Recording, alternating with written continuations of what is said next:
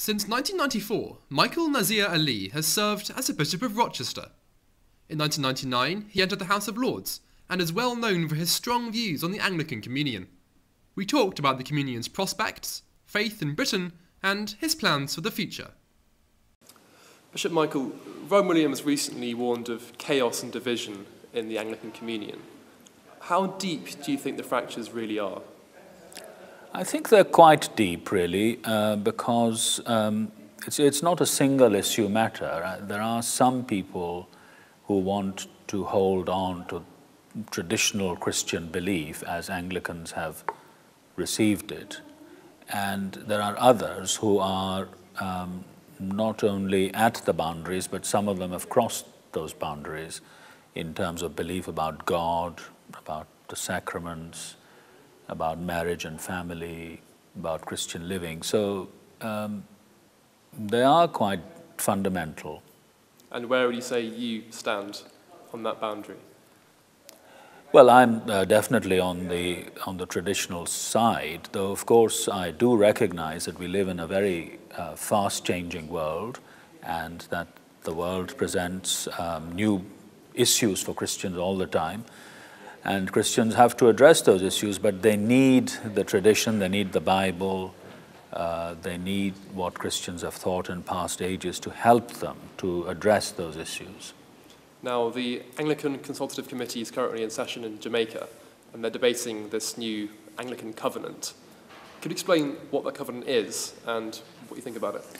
Well, the idea of the covenant came from the very divisions to which you referred.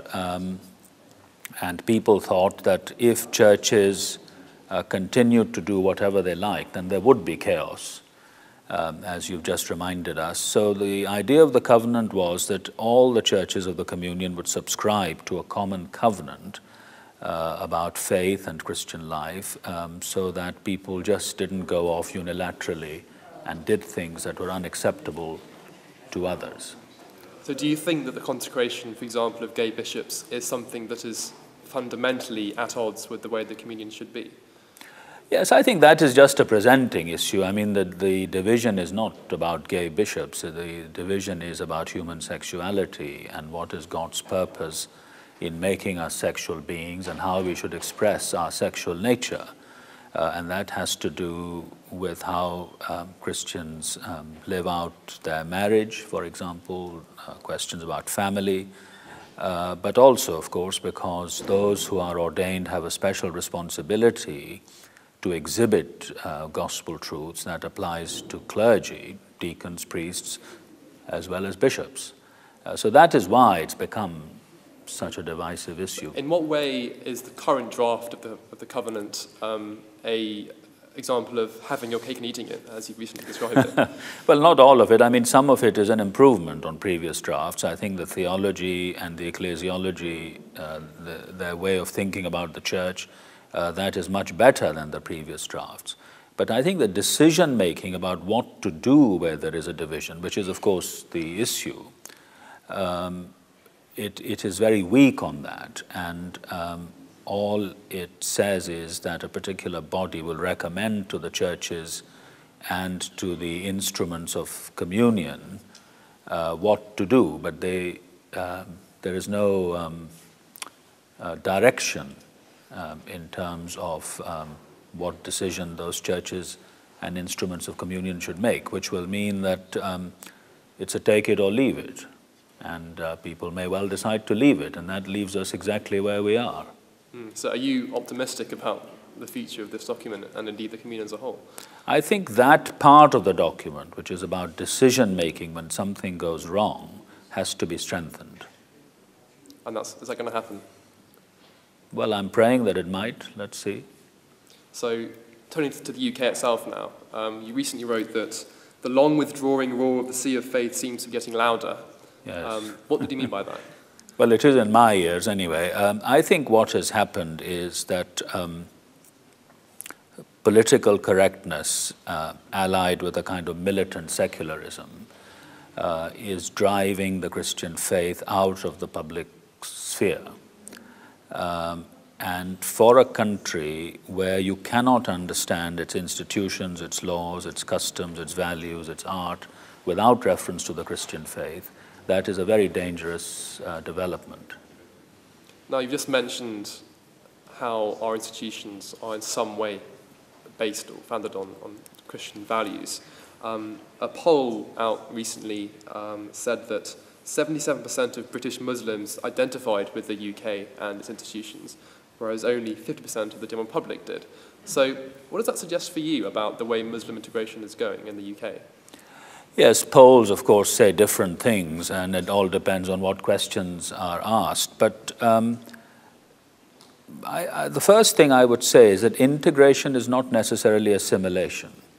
That when we speak of a cohesive society, that does not mean that people should not be free to practice whatever faith they like or not have any faith at all. Of course, that must be so. It doesn't mean people shouldn't continue to speak their language or celebrate their culture, but at the same time, we need to create a common social capital if society is going to work.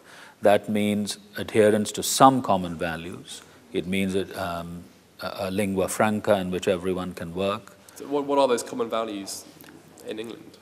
Well, I think, well, you could describe them in all sorts of ways, but I would have said that the fundamental values that have been derived from the Judeo-Christian tradition are dignity, equality, and liberty. And we cannot have a cohesive society unless people subscribe at least to those. And that's the reason you opposed the Archbishop's comments last year about Sharia law being implemented in parts of Britain? Well, I didn't oppose anybody in particular, but one thing I'm clear about is that the assumptions of public law in this country have come from the Judeo-Christian tradition. There is a very fine book published by Cambridge University Press, I'm sorry to have to say in Oxford, on exactly how law in this country and indeed in Western Europe as a whole has developed in the light of the Bible and the law of the Church. So it has developed from completely different assumptions, and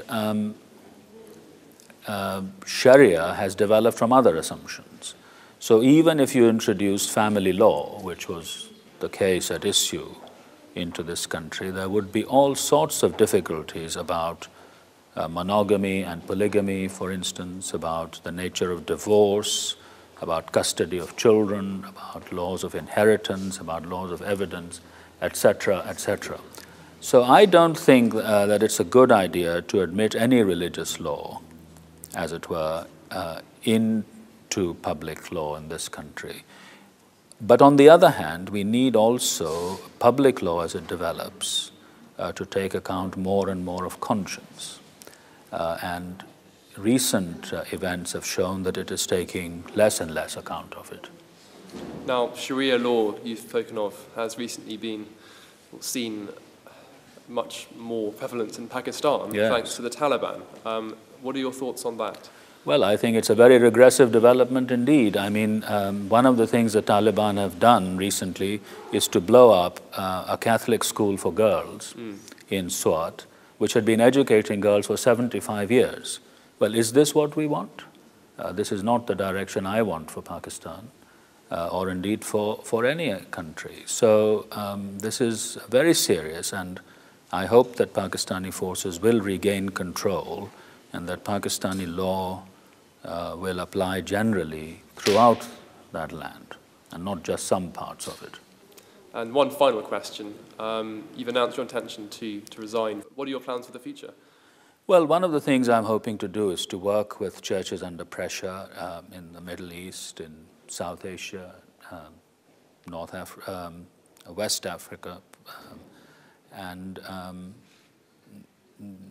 in some of these cases, there are no formal institutions for Christian leadership to train and to engage with the difficult situation in which they find themselves. So I'm hoping to do my little bit for them. Bishop Michael, thank you so much for your time. Thank you.